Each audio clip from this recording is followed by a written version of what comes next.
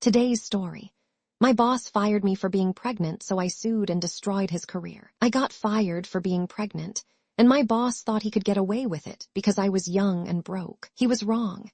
This happened when I was 27, working as a project coordinator at a mid-sized engineering firm in Atlanta. I had been there for 3 years. Good performance, reviews every quarter, never missed a deadline. My boss, Steve, was 52, and one of those old-school guys who thought women belonged at home once they had kids. He never said it directly, but the comments were always there. When my coworker Jennifer went on maternity leave, he said, well, there goes 6 months of productivity down the drain. When another woman mentioned wanting to start a family, he said, not on my team, you don't. Everyone laughed it off as Steve being Steve. I should have seen the red flags. I found out I was pregnant in March. My husband and I had been trying for a year, so we were thrilled. I waited until I was 12 weeks along to tell anyone at work. Standard protocol.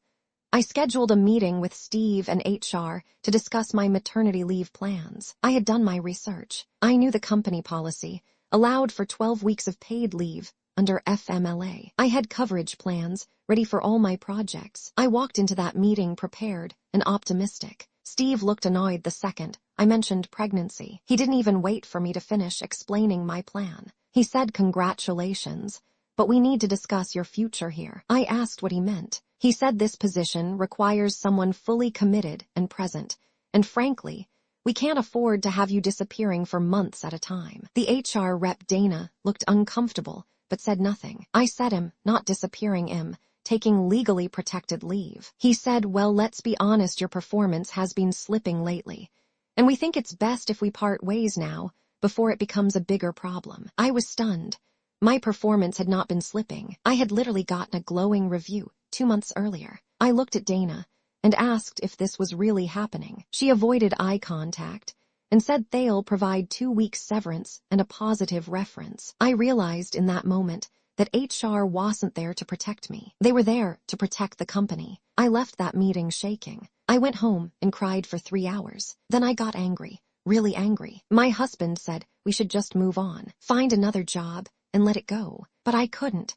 What Steve did was illegal, and he needed to face consequences. I started documenting everything. I pulled up my performance reviews from the company portal before they could delete my access. I screenshotted emails showing my project successes. I wrote down every sexist comment Steve had ever made with dates and witnesses. Then I called an employment lawyer. Her name was Patricia Chen, and she specialized in pregnancy discrimination cases. I told her everything. She listened carefully and took notes. When I finished, she said, you have a case, and it's a strong one. But I need to be honest with you. These cases take time, often a year or more. They require depositions and discovery, and dealing with corporate lawyers who will try to exhaust you into settling for pennies. Are you prepared for that? I said yes.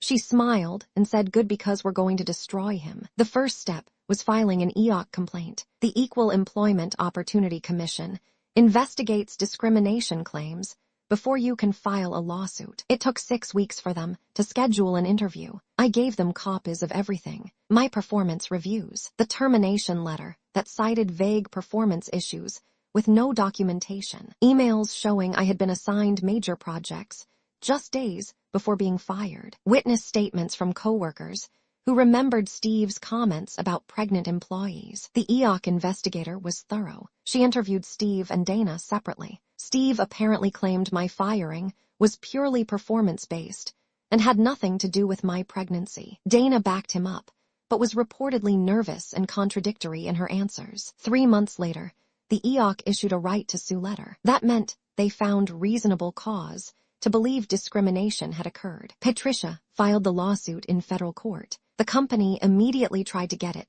dismissed, claiming my performance issues were legitimate grounds for termination. But we had evidence they were fabricated. The performance review from 2 months before my firing gave me a 4 out of 5 rating and specifically praised my project management skills. Steve had written it himself. The company then offered to settle for $40,000. Patricia laughed and said no. Discovery was brutal for them. We subpoenaed internal emails and found a thread between Steve and the VP of operations from a week before I was fired. Steve had written, we need to deal with the pregnancy situation before it becomes a problem. The VP responded, "Can we restructure her role or push her out quietly?" Steve replied, "I'm working on it with HR." It was smoking gun evidence. We also deposed Steve. Patricia destroyed him. She asked about his comments about pregnant employees. He denied making them. She produced witness statements from 4 different people. He said they were lying or misremembering. She asked why my performance suddenly became an issue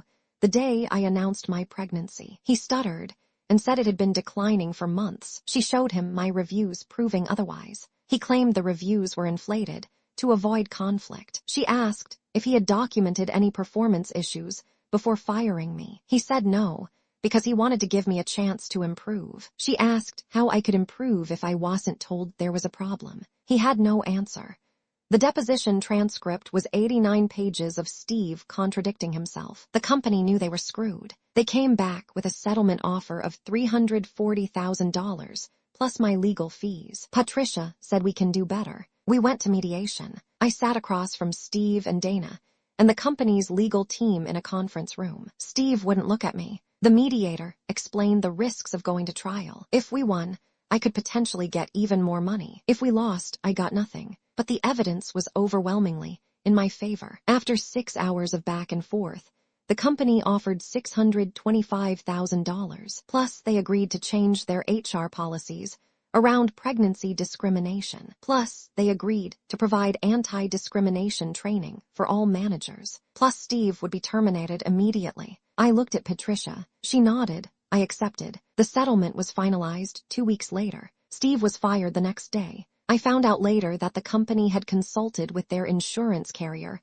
who advised them that taking this to trial would be a disaster. Juries hate pregnancy discrimination cases. They almost always side with the employee. And Steve had basically confessed in his deposition. The insurance company was willing to pay the settlement, but only if Steve was removed from his position. He tried to fight it, but the company cut him loose to save themselves. His reputation in the industry was destroyed. Word spread quickly in Atlanta engineering circles about what happened. He couldn't get hired anywhere reputable. Last I heard, he was doing contract work from home, making a fraction of what he used to earn. Dana, the HR rep, was also let go 6 months later. Apparently, the legal team blamed her for not properly advising Steve and for backing him up instead of protecting the company. As for me, the settlement money changed everything. We paid off our student loans, put a down payment on a house, set up a college fund for our daughter, who was born healthy in October. I took a year off to be with her. Then I got hired at a different firm with better pay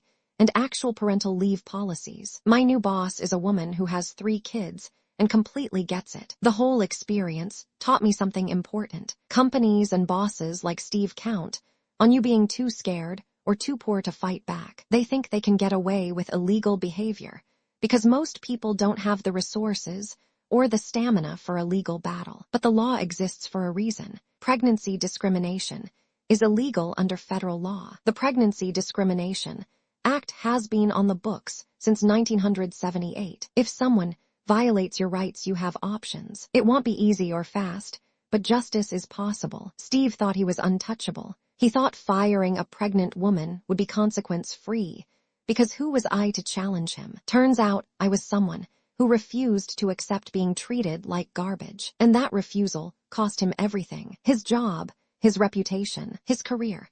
Meanwhile, I'm thriving. My daughter is 2 now, and incredible. My career is better than ever. And every time I make a mortgage payment or contribute to her college fund, I think about Steve sitting at home doing freelance work and wondering how his life fell apart. The answer is simple. He broke the law.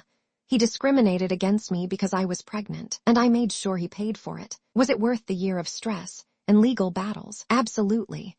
Not just for the money, but for the principle. Women shouldn't have to choose between having children and having careers. And men like Steve shouldn't get to push us out without consequences. So here's my question for anyone reading this. If you were in my position, would you have taken the first settlement offer of $40,000 and moved on? Or would you have fought for justice, even knowing it would take over a year and might not work out? Because I'm genuinely curious how many people would have done what I did versus just taking the quick money and walking away. Let me know in the comments.